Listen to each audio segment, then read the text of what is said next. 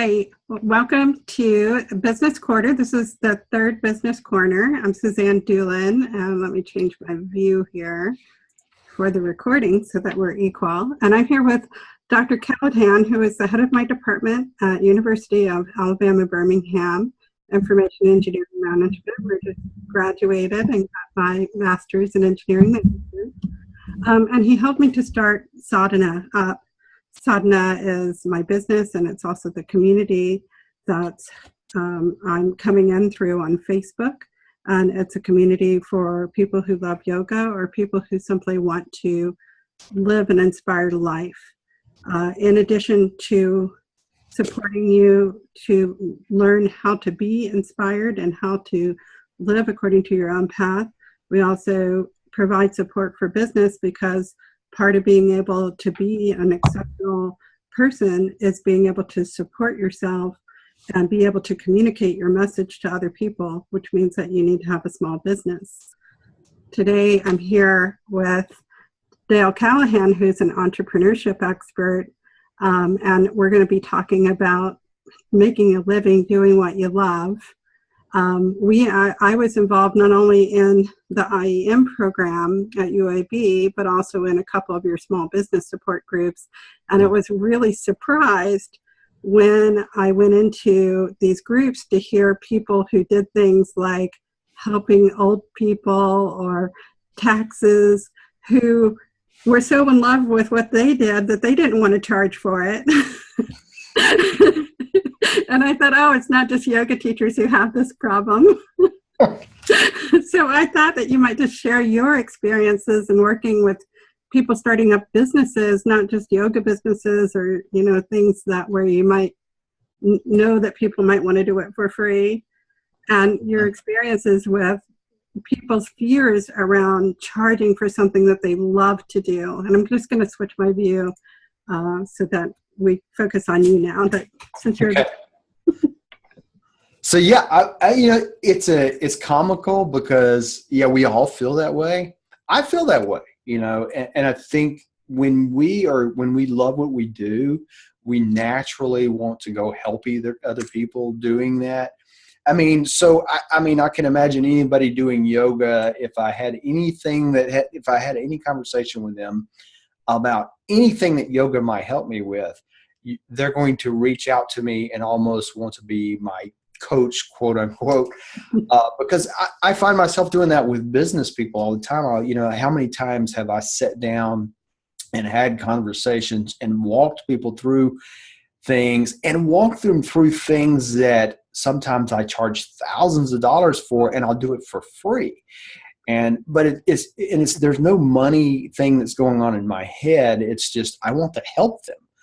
And it's fun. Right? It's fun. Yeah.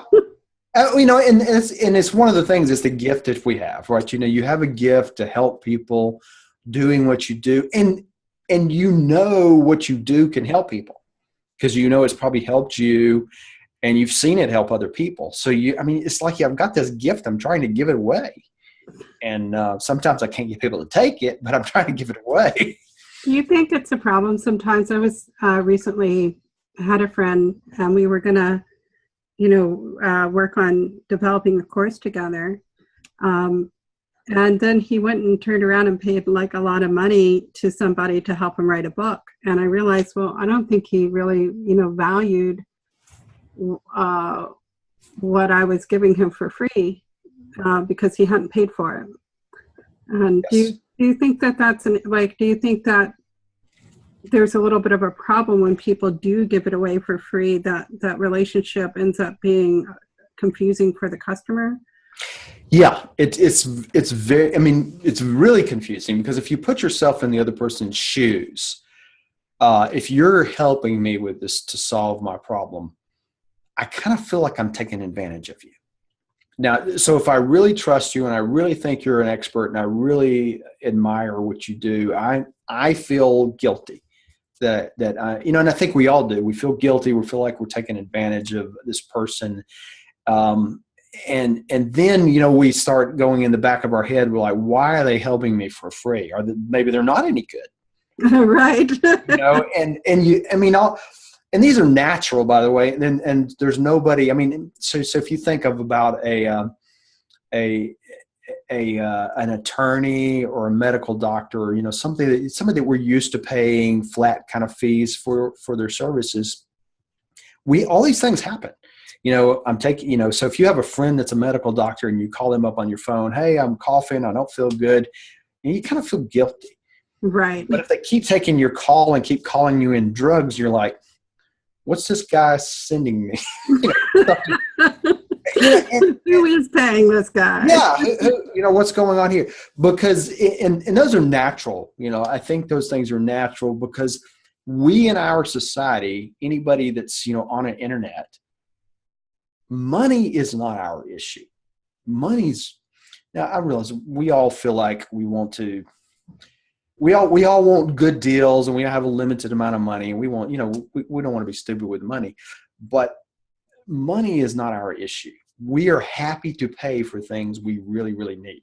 I might not want to pay for yoga today, but there, you know, suddenly I might find that I'm stiff or something, or there's some need, and suddenly I might find myself willing to pay for anything, and the amount of money would not matter.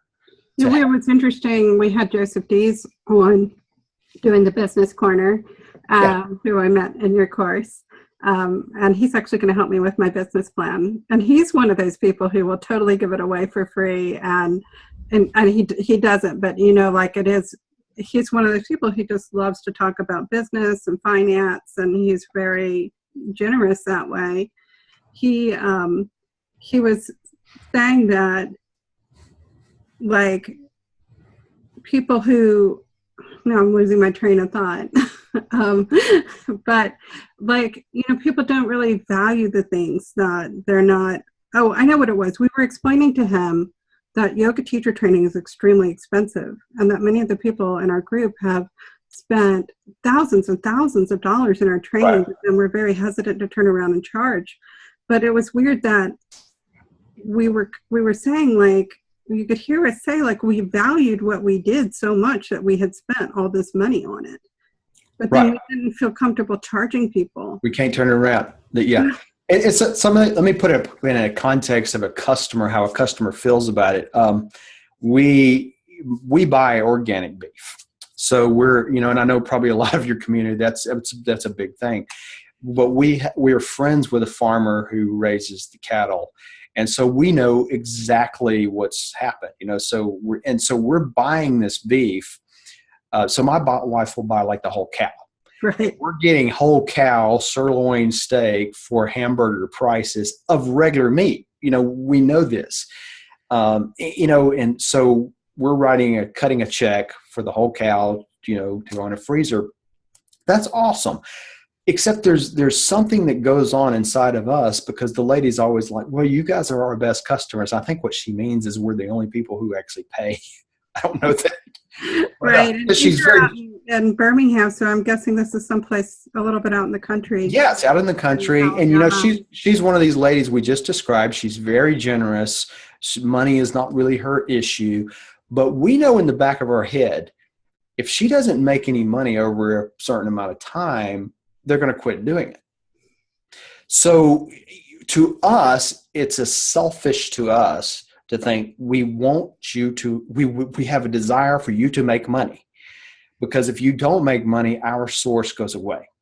That was my issue, was that I realized when I was teaching yoga and then I couldn't sustain myself at it, that, you know, then I couldn't continue to like serve people at all. Not serve people. I was, you know, I just couldn't make a living at it. And because listen, if you're serving people, and most of the people you're serving, if you offer me something, I want to pay for it. And it's just flat out, I want to pay for it, because it's the only way I know how to say thank you. The easiest way for me to say thank you is to pull out this wallet. It's easier for me to pull out this wallet and give you money than it is to write you a thank you note. I mean, think about, in our society, handing you a cash, whether, especially now that's PayPal or a Visa card or something, that's easier than a thank you note. Easier than a thank you email, because that transaction is so much easier. And does it cause me some pain? Yeah, it causes me a little bit of pain, but money is so easy to come by in our culture. So it's the easiest thing to do. But if you're not charging for it, then you can't. There are people you want to give it away for free. Maybe there's people who need it for free. Maybe there's people who can't afford it. Well, if you're charging me and I can't afford it, and you're charging a bunch of other people, then that gives you liberty to serve others people for free. You can not charge some people. That's fine. I mean, there's a lot of people we don't charge. We go to our church and we do things for free all the time, but we have the liberty to do that because you and your wife, because she also is in business with you. Okay. Yeah. So if we want to give stuff away, that's fine and we can justify it because it is still part of the business. But just like a large business, any large business can give away stuff and do things for free. Think about Apple. Apple can give products away for free for something they deem as worthy cause. Well, they have that ability. And now they're giving an excellent product away to a worthy cause. If they weren't making any money, they wouldn't have anything to give away. People who are, listening on this call who might be sort of starting to try to organize themselves a little more professionally after maybe for a long time just sort of, teaching at the Y or doing something, trying to just do it here and there without really thinking, okay, how am I going to support myself on this? How do they get started going through that hurdle of starting to become more professional about something that has been something of a hobby business up until now? Yeah, the first thing you want to do is first realize that you are a professional. And I say that in all sense, if you are doing something and people are coming to you for help with it, then you not by your own declaration or hanging at the shingle, you're a professional. You have something of value because people are coming for it. And part of and that sounds trivial, but that's a hard thing for us to get our hand around. Is because we tend to think what I'm if I show you something, Suzanne, I say it's just so easy. And you may be over there beating your head against the wall. I don't have a clue. I don't get it. And I'm thinking it's so easy. But if we reverse the picture, you would be showing me something in yoga and you'd be like, it's a piece of cake. I'm like, I don't get it. Right. Because we're so close to our expertise, we don't realize the value in it. So you have to first realize that there's value in it. And the second thing is make it easy for people to use our services.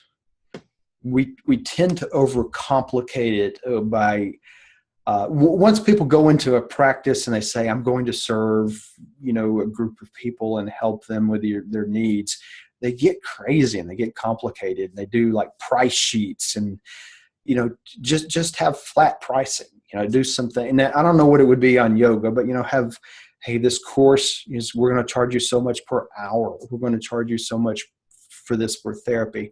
But think about things when you think about charge, think about it's anytime money changes hands, there's a value transaction. I give you money. What did I receive in return? Did I receive your attention, showing me how to solve my problems?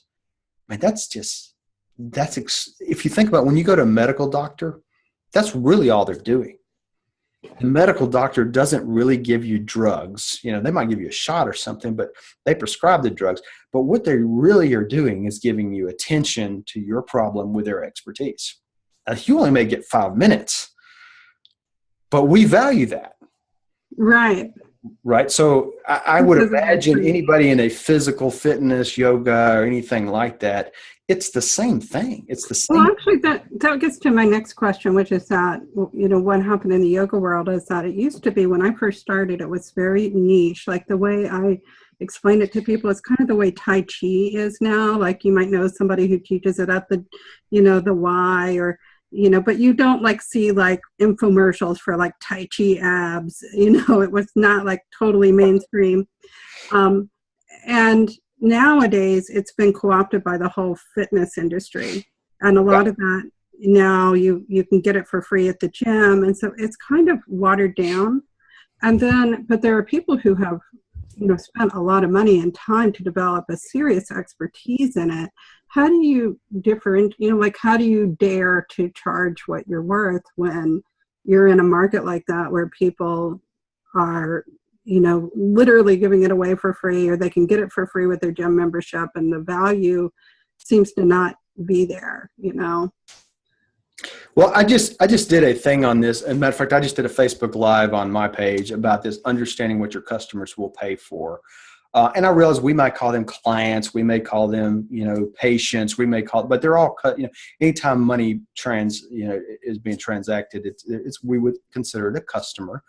But understanding what they'll pay for, a lot of times we have this concept. I mean, so let's pick on, like, I'm a member of a big gym, and they have a big yoga thing going on. Now, their yoga, I think they actually charge premiums for it, but still, I don't know what that means. I don't know if that means it's a high value or not. But I'm just thinking, if I went up there and took that do I know the difference between that and something else? I probably don't. At this stage, I probably don't know the differences. But some people do.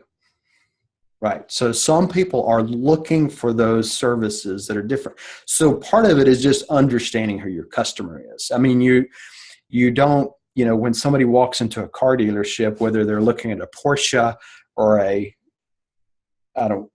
was going to say a Purcell, but I don't know what cars cost, so, but obviously there's some cars that are wide differences of prices. Right. It's hard to know which ones are which now.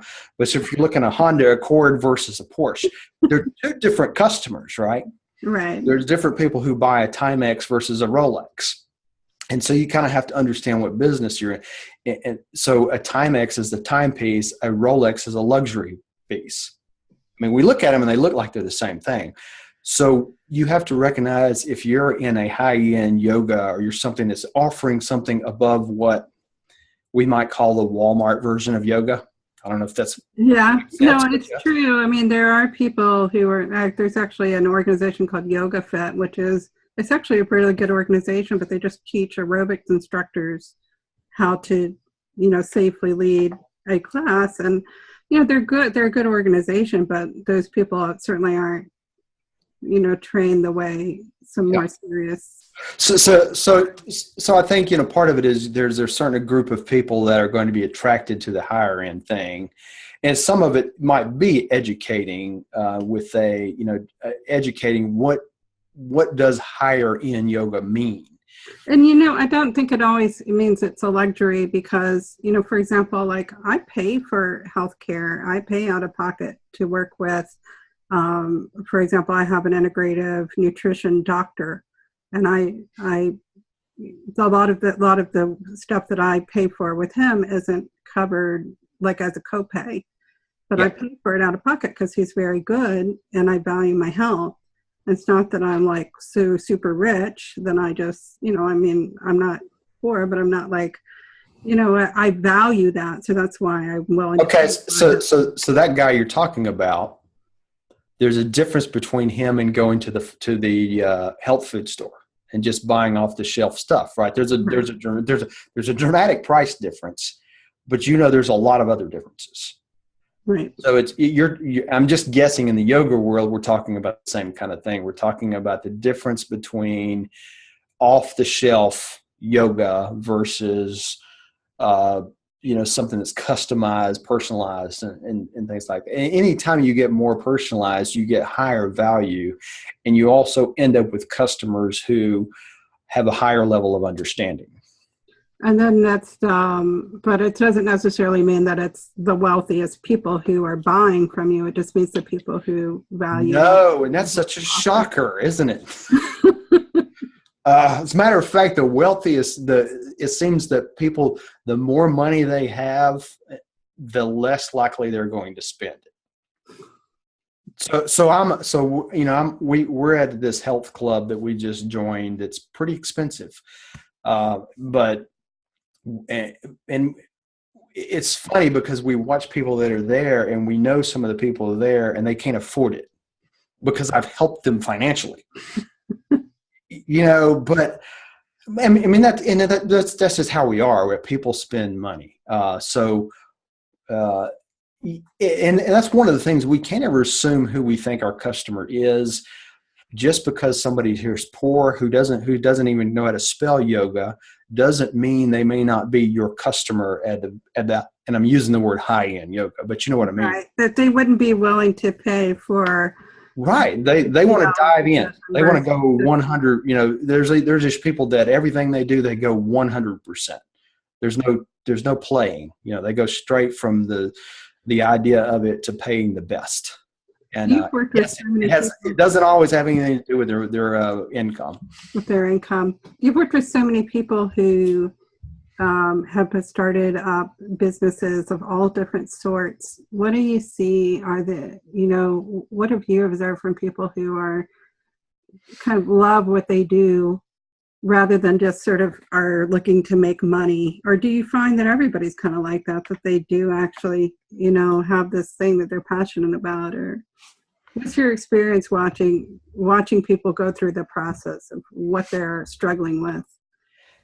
You mean, what's the difference between the people who love what they do versus the ones who just have the business?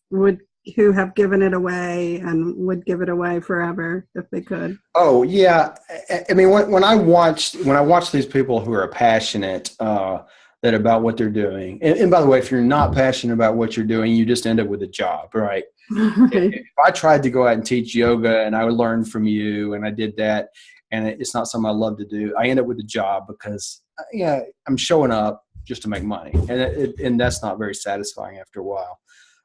But the people who are passionate, usually they feel like they want to help people. But here's what happens. I'm so passionate about what I'm doing. I want to help you, Suzanne. I want to help you. Please listen to me. I can solve your problems. After a while of doing that and giving it away, I get frustrated. I start to begin to despise you because you won't listen to me. I'm giving you everything I've got, and I've done all, I've paid all this money. I've gone to all this training, and you won't listen to me. And now I'm calling you an idiot. Now I'm starting to have contempt for my people that I'm there to serve, and it's because I have devalued me to you. Right. And you see it, and we just end up frustrated, and we see this all the time. So if you, and one of the greatest places, if you look at nonprofit organizations, and nonprofit organizations very often will provide services to people at a very, very low cost. And sometimes they'll get really high. So they'll get somebody like you to come in and teach yoga at a very high end. You end up frustrated, and you end up walking away. And so their whole yoga practice is based upon you. And it gets down to nothing. It just, and it becomes a dysfunctional. And that's why so many nonprofits struggle, is because nobody values it, because the word nonprofit is there. That's so interesting to hear that. I'm curious on the flip side, when you see it becoming successful, when people have managed to do this, what have you seen shift when they kind of start to get to the point where they can start to charge and they can start to, figure out how to support themselves? Where do you see like there's something that sort of shifts that allows people to embrace it? That allows them to embrace operating like a business. Yeah.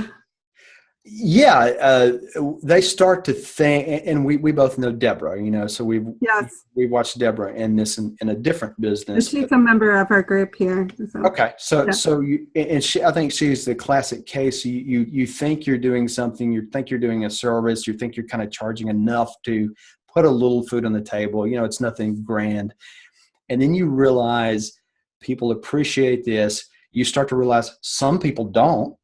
Some people are not my customer that I thought were. Those people I thought I could help, they're just frustrating to me, because we all have different personalities.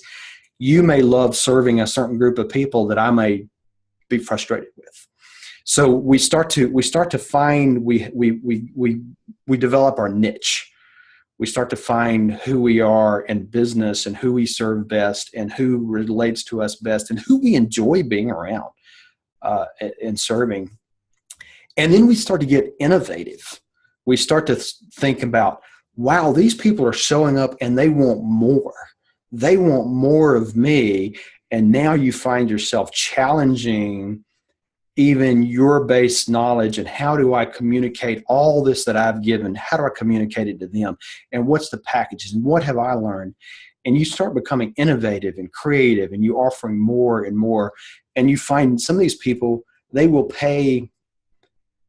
If you no matter what you offer, they will be there and they will pay for it because they're so into what you're doing. I think it's what people really dream of, is having this audience of people that are really engaged with what you're doing and sort of driving your own learning, and having that interactive relationship. There's actually, to get very sort of yoga-y, I read a book by this famous yoga master, Swami Kripalu, and he said that when a student finds their teacher, when a teacher finds their student, that the teacher sort of lights up.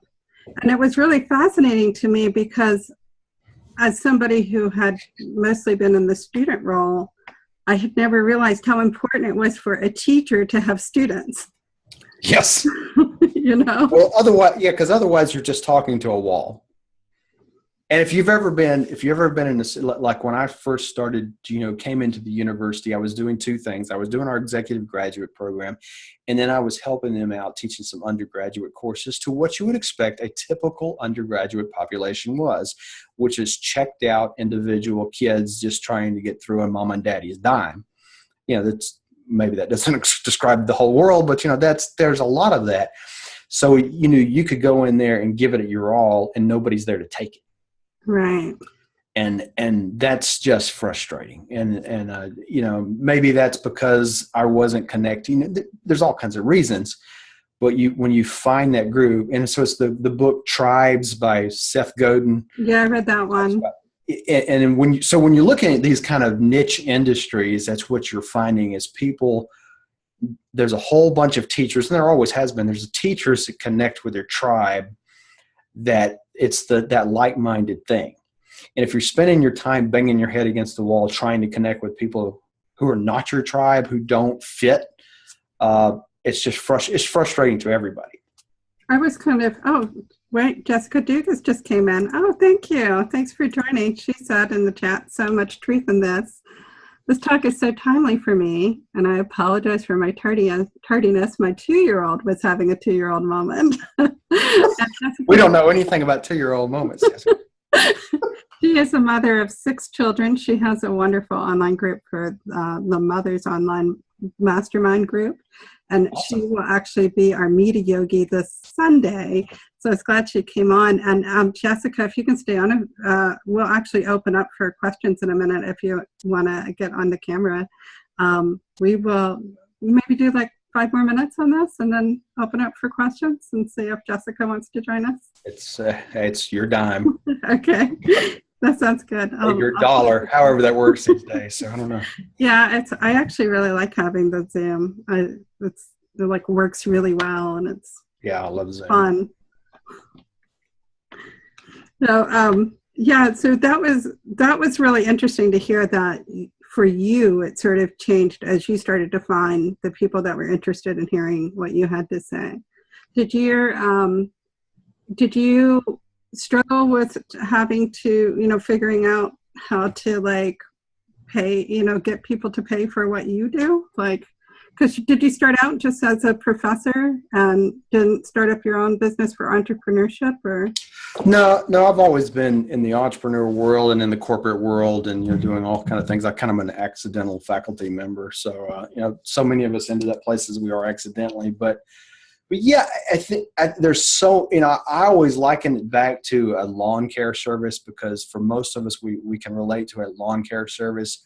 You go out, you mow people's grass. What do they want? They want shorter grass, and I'm providing that service for them. And I think when we think about things like that, now that, we can laugh about that, but that's a really serious, to some people, that's a serious deal. And there's kids. So the guys who do our yard, the guy started the company when he was 14 years old, and when he was 20, his dad went to work for him.